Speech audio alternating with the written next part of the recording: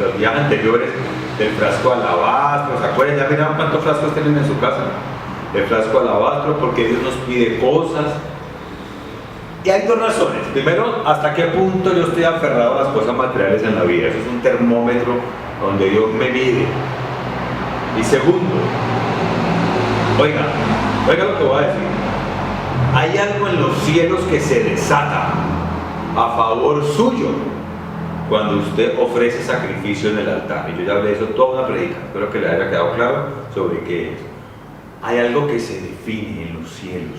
Hay algo que se decreta a favor suyo cuando usted ofrece su cuerpo y su vida en sacrificio a Dios. Y cuando digo sacrificio, no lo vean como algo doloroso o algo malo, es consagración. Yo consagro algo cuando lo aparto para un servicio específico, lo consagro para estas cosas nomás y queda libre de cosas que puedan llegar a contaminar ese propósito. Cuando yo consagro mi vida, hay algo que se define. Cuando yo no le retengo nada a Dios, hay una impartición especial. Y pregunta, bueno, ¿y yo cómo hago para saber cuando yo le he entregado algo a Dios de verdad? Y es porque hay gozo, porque hay paz y porque hay cero ansiedad. Ese cuento que yo le entregué esto a Dios, pero tengo una rabia, tengo una tristeza, tengo unos nervios.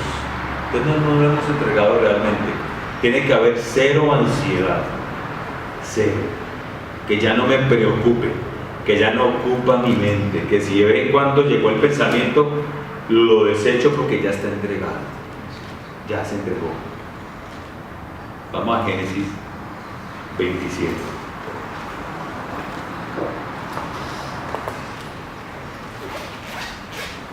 Y este es el famoso, no vamos a leer toda la historia, pero la voy a contar rápido. Vamos a leer algunas porciones de la palabra.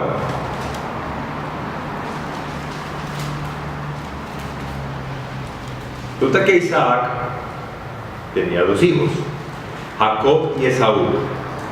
Y Esaú era velludo y le gustaba la caza, y Jacob era más hogareño, era lampiño.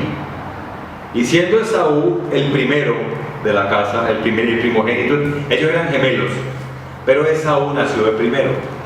Y siendo el primero tenía derecho a algo que se llamaba la primogenitura, o a una doble porción de la herencia, y tenía derecho también a una impartición especial por parte de su papá a nivel espiritual.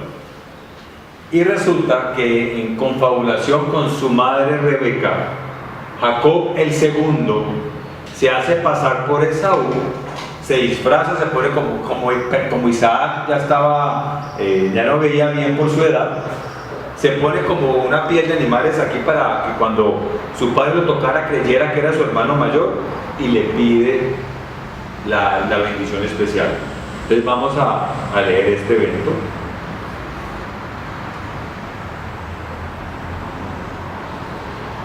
Esto es cuando Isaac le dice a Esaú lo siguiente. Y él dijo: he aquí ya soy viejo, el versículo 2. He aquí ya soy viejo, no sé el día de mi muerte. Toma pues ahora tus armas, tu aljaba y tu arco, y sal al campo y tráeme caza. Y hazme un guisado como a mí me gusta y tráemelo, y comeré, para que yo te bendiga antes que muera. Y Rebeca, o sea, la esposa de Isaac, la mamá de Jacob y Esaú, estaba oyendo cuando hablaba Isaac a Esaú, su hijo, y se fue Esaú al campo para buscar la caza que había de traer.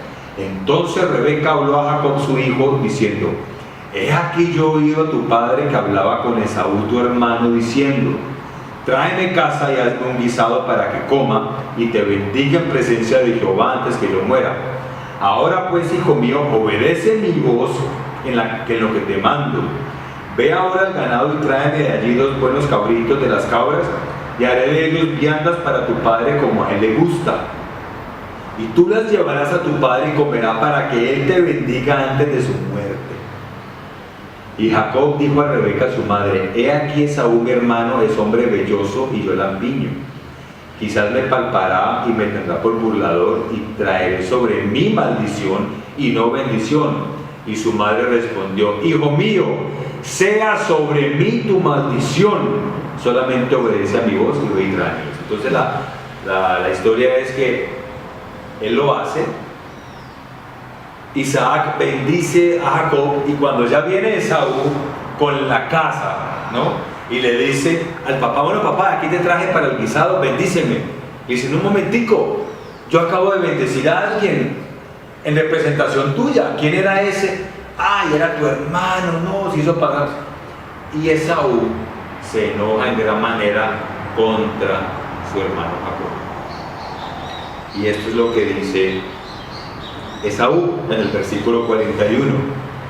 Y aborreció Esaú a Jacob por la bendición con que su padre le había bendecido, y dijo en su corazón: llegarán los días del luto de mi padre, y yo mataré a mi hermano Jacob. Y fueron dichas a Rebeca las palabras de Esaú, su hijo mayor, y ella envió y llamó a Jacob, su hijo menor, y le dijo: he aquí Esaú tu hermano se consuela acerca de ti con la idea de matarte. Ahora pues, hijo mío, obedece a mi voz, levántate y huye a casa de Labán mi hermano en Harán, y mora con él algunos días hasta que el enojo de tu hermano se mitigue.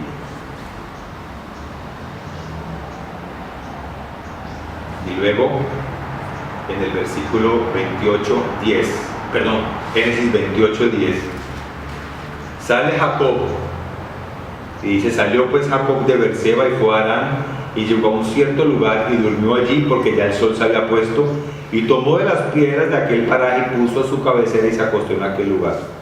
Vamos a ir al versículo.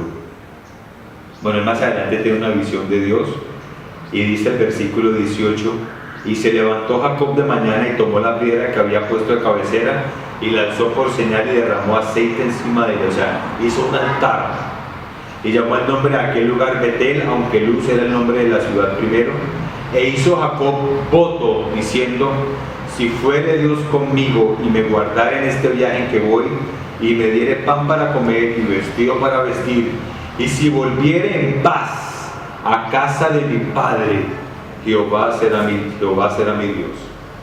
Y esta piedra que he puesto por señal será casa de Dios, y de todo lo que me dieres, el diezmo apartaré para ti. Jacob quiere reconciliarse con su hermano, pero está la idea de que Esaú lo quiere matar y lo ha amenazado de muerte, ya como lo acabamos de leer ahí. Pero llega Jacob y está por allá en un paraje solitario y tiene una visión de Dios, de unos ángeles que suben y van, y hace un altar. Y Jacob hace un voto de consagración y dice: yo quiero volver a la casa de mi padre en paz. O sea, quiero que haya una reconciliación entre mi padre y yo, entre mi madre y yo, y entre mi hermano y yo. Y dice: si volviera a casa de mi padre en paz, Jehová será mi Dios. Puso una piedra, un altar, y aún su parte económica fue consagrada a Dios. Ahora, yo no le estoy diciendo esto para que usted me empiece a traer el diezmo multiplicado la próxima semana, no. Esto es bíblico lo que yo le acabo de leer. Es una consagración completa de mi vida financiera y de mí como cuerpo físico, de mí como un adorador que yo quiero entregar mi vida a Cristo. Habla de una consagración completa, y vuelvo y repito lo mismo, en todas las áreas de mi vida. Porque cuando yo hago eso en el altar de Dios, que no es fácil, entregar mi vida por completo, porque siempre hay una área donde Dios empieza a medirme, y hay algo en lo que yo no le he entregado a Dios, que todavía me llena de ansiedad y de temor y de tristeza. Cuando yo logro llegar a estos niveles de entrega, como les dije al comienzo, hay algo que se desata en los cielos a favor de usted, por una consagración. Y sigamos leyendo. ¿Qué es lo peor que le puede pasar a una madre, aquí que las que son madres, con respecto a sus hijos? A ver, ¿qué es lo peor que puede llegar a pasar?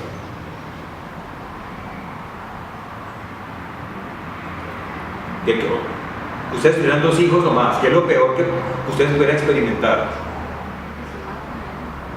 Que se maten entre ellos. Bueno, pues Noemí, sus 2 hijos murieron. Bueno, murió, qué amable.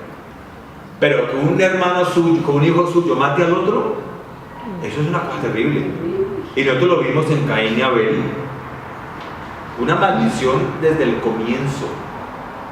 Mire que una de las primeras manifestaciones desde el pecado en la humanidad fue las rupturas de las relaciones familiares.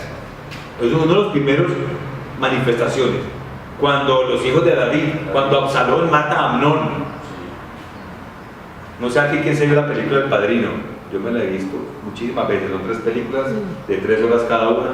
Allí Al Pacino, que es Michael Corleone, mata a su hermano, lo manda a matar. Pues lo manda a matar después de que su mamá muere, para que la mamá no tenga que cargar toda la vida con la tristeza de que mi hijo mató a su hermano, a mi otro hijo.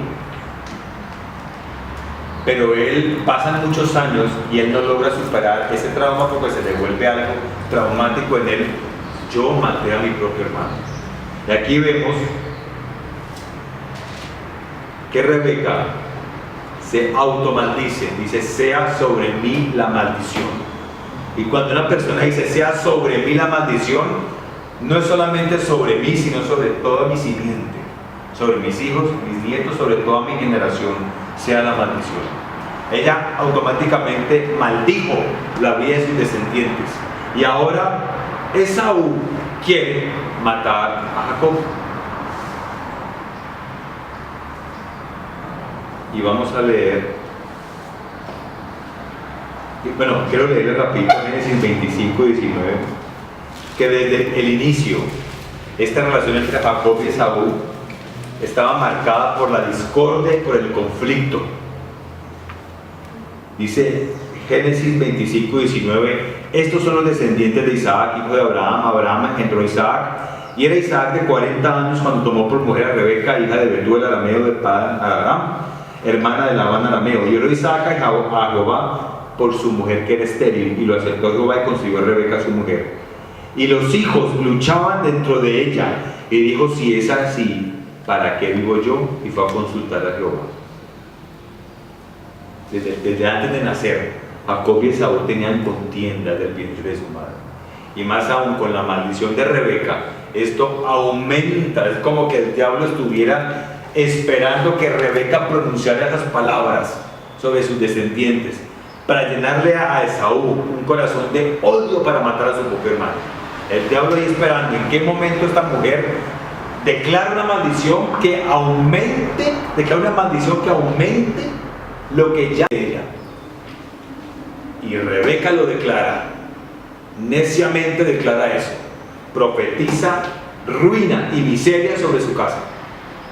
Y aquí vemos un conflicto familiar terrible, relación rota, totalmente fracturada.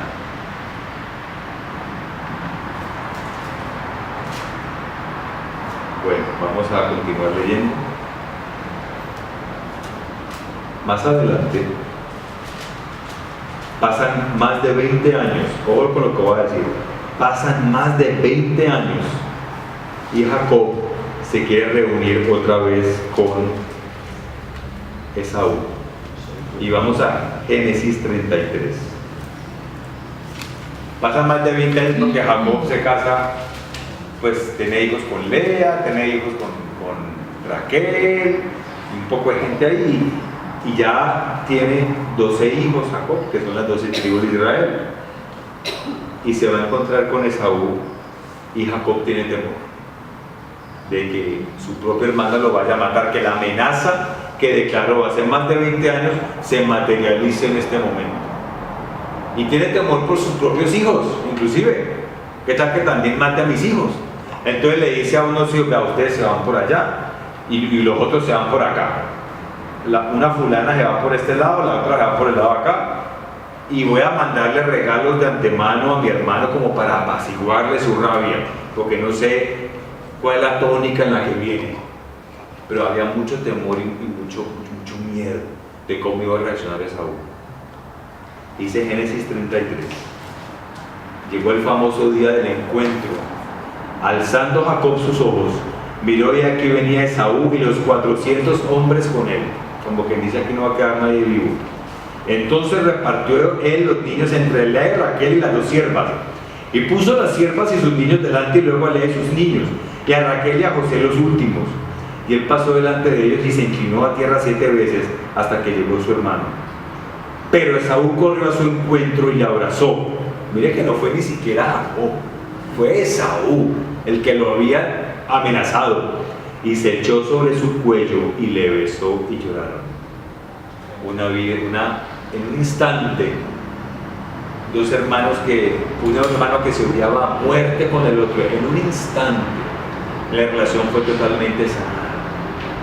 En un momentico, no se sentaron ni a pedirse perdón el uno al otro, ni por qué hiciste esto, ni vamos a rendir cuentas. Yo hace 20 años me ofendí porque tú me robaste la primogenitura. En un segundo hubo una restauración lindísima. Y esas cosas solamente las puede hacer Dios, no más, no más. Porque si en mis fuerzas yo trato de hacerlo, yo todo el tiempo voy a estar pensando, si yo fuera Esaú, y si no tengo el Espíritu de Dios, yo diría, aquí viene el ladroncito aquí viene el pícaro. Y entonces yo fuera Jacob, diría, no, aquí viene este que cree que me va a ir amenazando a mi muerte. Pero solamente Dios puede transformar un corazón. Bueno, ¿y cuál es el origen de todo esto? Una maldición que Rebeca pronuncia sobre sus descendientes que finalmente no se cumple. Vamos para atrás.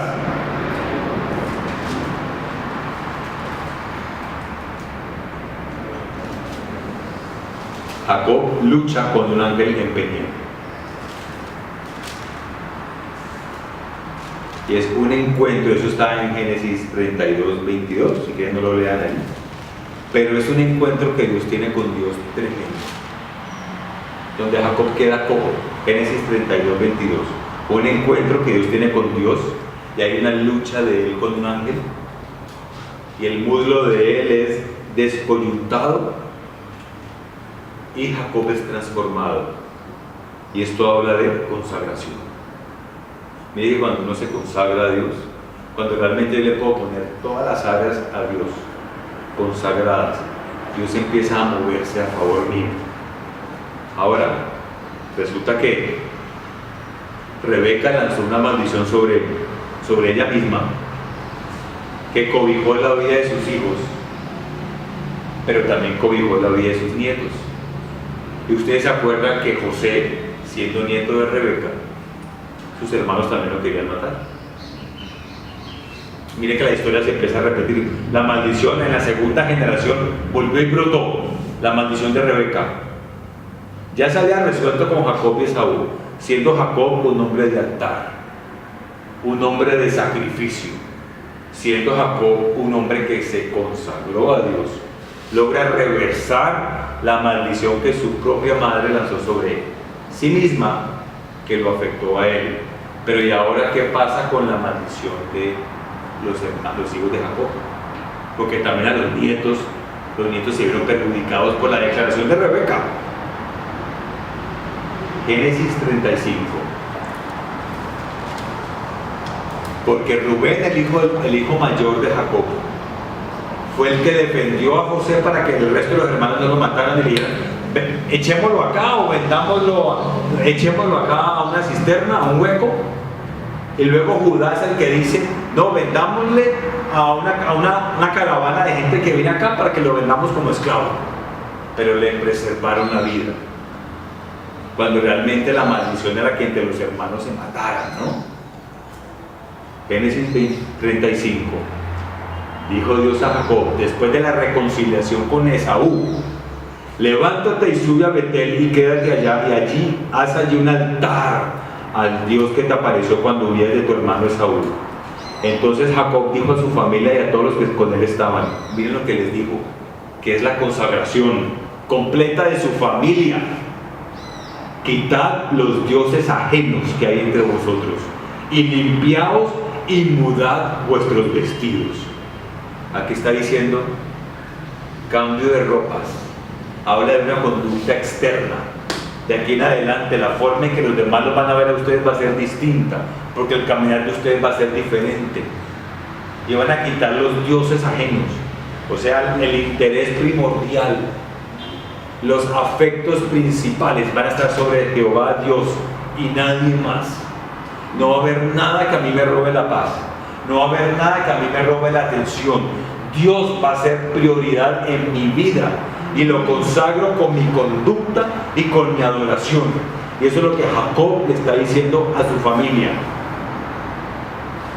Y levantémonos y subamos a Betel, y haré allí altar al Dios que me respondió en el día de mi angustia y ha estado conmigo en el camino que he andado. Así dieron a Jacob a todos los dioses ajenos que habían poder de ellos y los zarcillos que estaban en sus orejas, y Jacob los escondió bajo una encina que estaba junto a Siquem. Y esta es la palabra que luego Dios le da en el 11. También le dijo Dios: yo soy el Dios omnipotente, crece y multiplícate. Una nación y conjunto de naciones procederán de ti, y reyes saldrán de tus lomos. Como quien dice, ninguno de tus hijos va a morir. Porque en cada hijo, si reyes van a salir de tus lomos, cada hijo va a representar una nación o una tribu. Y así se cumple lo profetizado sobre la vida de Jacob. De esa manera se logró reversar la maldición de su propia madre. Y esto tiene un origen bien interesante. Vamos, ya que estamos en Génesis, regresemos a Génesis 22.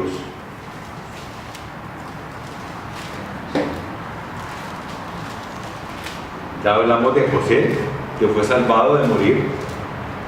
Ya hablamos de su padre Jacob. Ya hablamos de la abuela Rebeca.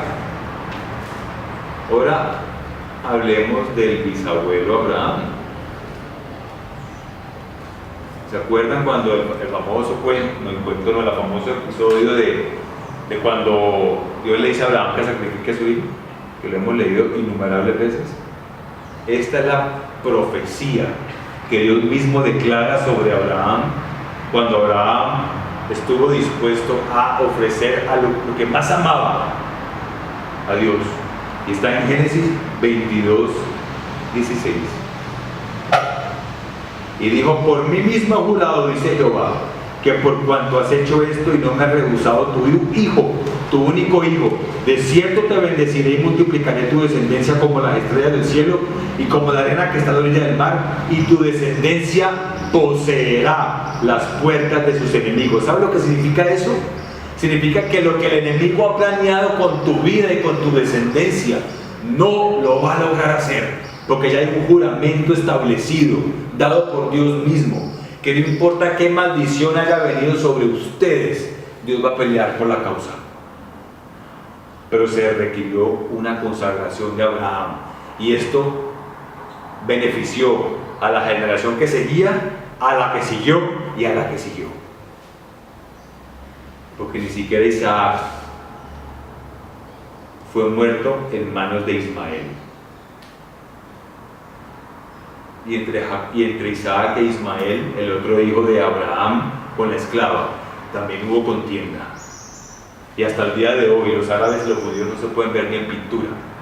Ismael representa el pueblo árabe, Isaac representa el pueblo judío. Y aún hoy en día Dios saca la cara por su pueblo Israel. Hasta el día de hoy Dios defiende la nación de Israel.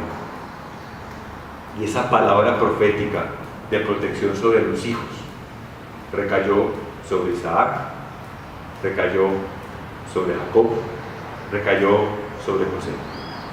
Y la maldición de Rebeca no se cumplió. ¿Por qué Potifar no mató a José? Por la misma razón. Un hombre que ha sido acusado de violar a su esposa. ¿Usted cree que Potifar, el faraón, no tenía la potestad de mandar a matar a José? Sin embargo, Dios le preservó la vida, porque había una promesa. Había algo que ya se había desatado por unos hombres que fueron hombres de altar, que no solamente afectó sus propias vidas, sino la vida de sus descendientes. Y yo quiero decirles algo a ustedes de manera positiva, y es: toda bendición que recae sobre usted, recae sobre su descendencia también. Sobre su descendencia. Y mire que la historia de José se repite como la historia de Jacob y Esaú. José se restaura con todos sus hermanos y con su papá. Mire cómo se repiten las historias de generación en generación. La historia de Jacob y Esaú, se abrazaron y lloraron. La historia de José y sus hermanos, se abrazaron y lloraron. La misma promesa se cumple, la misma historia, el mismo ataque de las tinieblas entre los hermanos y la misma restauración completa de relaciones fracturadas de una generación a otra. Todo gracias a hombres como Abraham y como Isaac y como Abiatar. Cuando David no mata a Saúl, este es el último ejemplo que voy a poner, teniéndolo en la cueva, también hemos hablado de esto. Ahí está David entregándole a Dios los tiempos. Yo me imagino que David era un hombre que no le temblaba la mano para mandar a matar a nadie. Y ve a su enemigo, pero a lo que él consideraba que era su enemigo, durmiendo en una cueva, que le ha amenazado de muerte. Y sin embargo David no lo toca, o a duras penas le corta el borde del manto, de la túnica a Saúl. ¿Y sabe por qué Dios no le permitió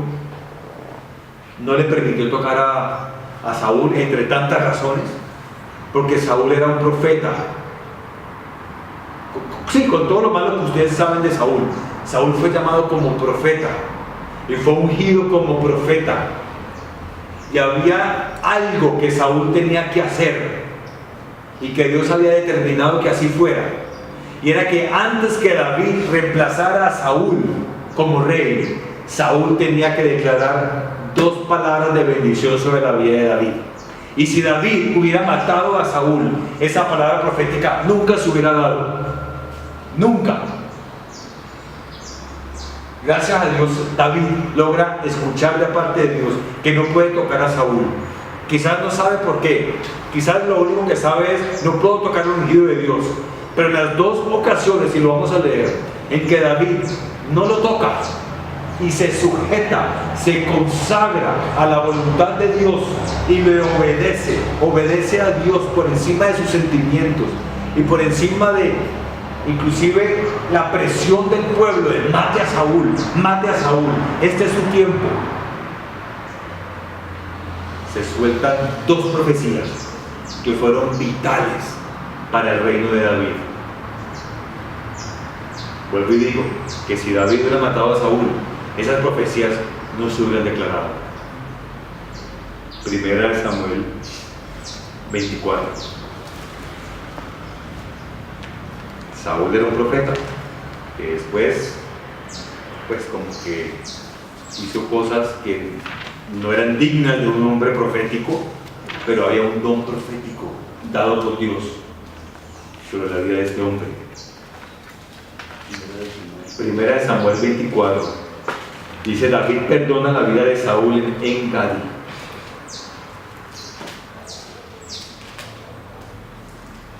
Dice Saúl, y David le perdona la vida a Saúl. Y vamos a leer el versículo 11. Y David le dice a Saúl: Padre mío. Ahorita lo vamos a leer, pero cuando le dice Padre mío, la profecía que Saúl le da a David es la profecía de un papá. Hubo algo paternal que se movió allí de parte del hombre que lo quería matar. Eso es paradójico, o sea, yo todavía no logro entender eso. El hombre que odió a David a muerte, de repente es transformado otra vez a sus dones proféticos y le imparte una paternidad especial, pero gracias a la consagración de David, ¿no? Y le dice el versículo 11: Padre mío, le dice David a Saúl, mira la orilla de tu manto en mi mano, porque yo corté la orilla de tu manto y no te maté. Conoce pues y ve que no hay mal ni traición en mi mano, ni he pecado contra ti. Sin embargo, tú andas a casa de mi vida para quitármela. Juzgue Jehová entre tú y yo, y véngueme de ti Jehová, pero mi mano no será contra ti. Como dice el proverbio de los antiguos: de los impíos saldrá la impiedad, así que mi mano no será contra ti. ¿Tras quién ha salido el rey de Israel? ¿A quién persigues? A un perro muerto, a una pulga. Jehová pues será juez, y él juzgará entre tú y yo. Él vea y sustente mi causa, y me defienda de tu mano. Y aconteció que cuando David acabó de decir estas palabras a Saúl, Saúl dijo: ¿no es esta la voz tuya, hijo mío David? Y alzó Saúl su voz y lloró. Y dijo a David: más justo eres tú que yo, que me has pagado con bien, habiéndote yo pagado con mal. Tú has mostrado hoy que has hecho conmigo bien, pues no me has dado muerte, habiéndome entregado a Jehová en tu mano. Porque ¿quién hallará a su enemigo y lo dejará ir sano y salvo? Jehová te pague con bien por lo que en este día has hecho conmigo. Y ahora, como yo entiendo que tú has de reinar y que el reino de Israel ha de ser en tu mano, firme y estable. Y le dice: júrame que tendrás misericordia con mi casa. Pero le dice: tu reino será firme y estable. El reino de Israel en tu mano será firme y estable.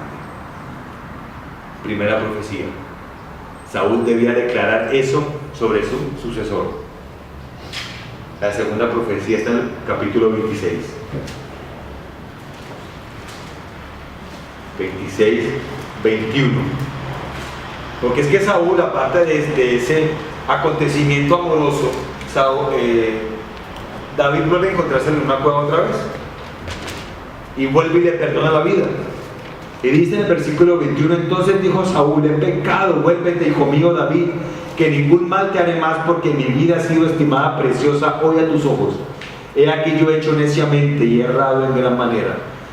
Y David respondió y dijo: he aquí la lanza del rey, pase a cada uno de los criados y tómela. Y Jehová pague a cada uno su justicia y su lealtad, pues Jehová te había entregado hoy en mi mano, mas yo no quise extender mi mano contra el ungido de Jehová. Y he aquí, como tu vida ha sido estimada preciosa hoy a mis ojos, así sea mi vida a los ojos de Jehová, y me libre de toda aflicción. Y Saúl dijo a David, segunda profecía: bendito eres tú, hijo mío David, sin duda emprenderás tú cosas grandes y prevalecerás. La misma palabra profética que se le declara a Abraham: las puertas de los enemigos no prevalecerán contra tu vida, y tú prevalecerás.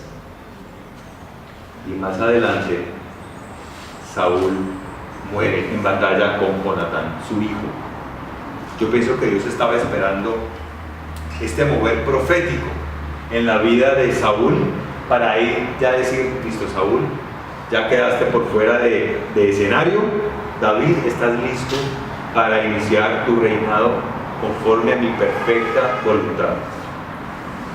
De no haber hecho David eso, se hubiera quedado con dos profecías que Dios había decidido que iban a venir de la boca de Saúl, pero David tenía que ser un hombre de altar para poder recibir esa impartición del cielo. Entonces, en resumidas cuentas, no sé si les pareció real la historia, pero hay cosas que se nos han declarado en contra nuestra. Hay cosas que hay gente ha declarado. Hay gente que quizás personas ajenas de nuestra familia han declarado contra nosotros. De pronto hemos recibido maldiciones de nuestros padres, de pronto de nuestros hermanos, de pronto hemos recibido el odio de un hermano, o el conflicto de un hermano, o de alguien que no es la voluntad perfecta de Dios que esté en enemistad con nosotros. La semana pasada les hablé sobre que habían personas que eran removidas de nuestra vida y eran porque Dios así lo quería, ¿se acuerdan? O sea, era parte del diseño de Dios, que algunas personas ya se nos acabó el tiempo y bueno, tú por acá, yo por allá. Pero hay personas que sí están destinadas por Dios para que estén al lado nuestro. Pero por causa de una maldición, esa persona hoy en día está alejada de nuestra vida o está en enemistad. Y yo en este momento todavía no, y bueno, obviamente pues, si se trata de un hijo, de un hermano, de un padre, sí, ¿no? Eso es evidente. Pero de pronto hay personas que están unidas al destino nuestro en este instante, que se encuentran en una relación fracturada con nosotros. O quizás hay una impartición que necesitamos tener de parte de Dios. ¿Y por qué hablaba yo al comienzo sobre el arrepentimiento? Porque ese fue el primer mensaje de Jesús. Arrepentidos porque el reino de los cielos se ha acercado. El arrepentimiento y el alejarse de un pecado trae como consecuencia la misericordia de Dios y la restauración de todas las cosas. Pero tiene que haber yo pido perdón. Vean, las cosas toman un rumbo tan distinto Cuando yo reconozco delante de usted que me equivoqué y le pido perdón. Y aquí vuelvo a la historia inicial. Este señor puede que pase el resto de su vida alejado de sus 4 hijos porque nunca pidió perdón. Vaya a su casa y pida perdón. Que mis hijos no me quieren ver, vaya y pida perdón. Eso puede que instantáneamente no tenga ningún efecto, pero en los cielos es algo que se decreta cuando uno toma esa posición. Y me faltó tiempo para decirle, hágalo. No tuvimos tiempo yo ni de compartirle de Dios ni nada, pero hágalo. Que ante los ojos de Dios, Dios va, usted haga lo que a usted le corresponde hacer. Y Dios en los cielos da un decreto. Y yo profetizo que sus hijos van a restaurar con usted. A pesar de, usted ha dejado embarazado por ahí, ¿verdad? Pero Dios puede cambiar los corazones de las personas. Y lo mismo con el pelado en Estados Unidos. Allá donde usted está, le dije, doble rodilla, ahí donde, cuando cuelgue conmigo, doble rodilla y pídale perdón a Dios por 3 cosas. 1, delito federal, trabajando con papeles que no eran los suyos, y usted sabía que estaba malo. Número 2, viviendo con una mujer que no es su esposa. Número 3, usted es predicador de la palabra y está viviendo abiertamente en pecado y nadie lo confronta, y encontrará la restauración de Dios.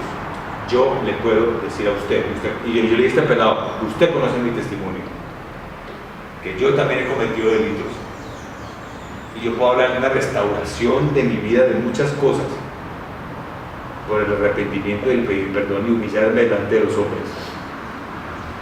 Hágalo, hermanito, y se lo dije con amor, créame que se lo dije con amor, así como le estoy hablando ahora, no así con euforia, ¿no?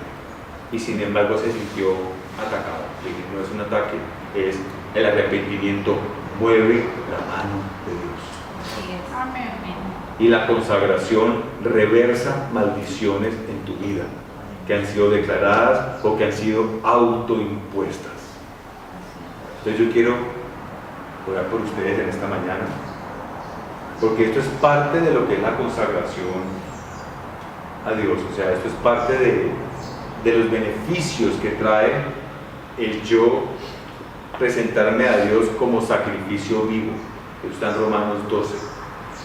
Yo me presento a Dios como sacrificio, yo le consagro a Dios, inclusive, y estoy en esas, ¿no? Estoy en esas.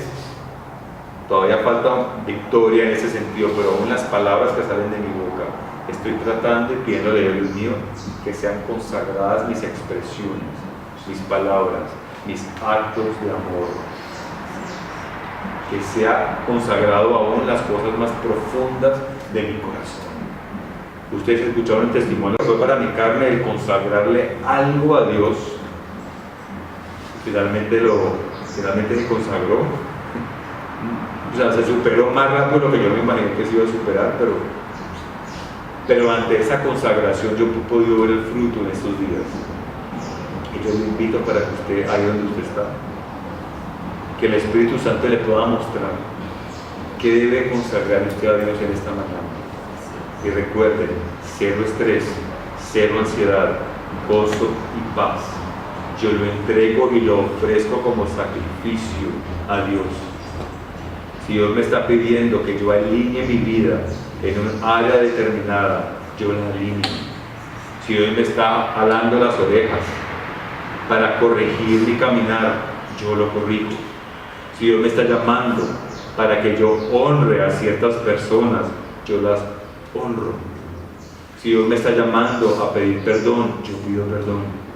Si Dios me está llamando a perdonar, yo perdono.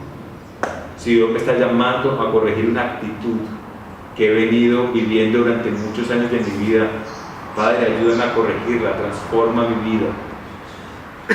Si Dios me está llamando a bendecir a aquel que me maldice, yo lo bendigo. Fue para mi carne el consagrarle algo a Dios.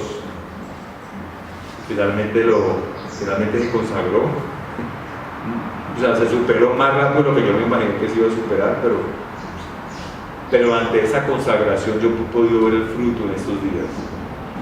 Y yo le invito para que usted, ahí donde usted está, que el Espíritu Santo le pueda mostrar qué debe consagrar usted a Dios en esta mañana. Y recuerden, 0 estrés, 0 ansiedad, gozo y paz. Yo lo entrego y lo ofrezco como sacrificio a Dios. Si Dios me está pidiendo que yo alinee mi vida en un área determinada, yo la alineo. Si Dios me está jalando las orejas para corregir mi caminar, yo lo corrijo. Si Dios me está llamando para que yo honre a ciertas personas, yo las honro. Si Dios me está llamando a pedir perdón, yo pido perdón. Si Dios me está llamando a perdonar, yo perdono. Si Dios me está llamando a corregir una actitud que he venido viviendo durante muchos años de mi vida, Padre, ayúdame a corregirla, transforma mi vida. Si Dios me está llamando a bendecir a aquel que me maldice, yo lo bendigo. Si Dios me está llamando a servir a aquel que no valora mi servicio, yo le sirvo.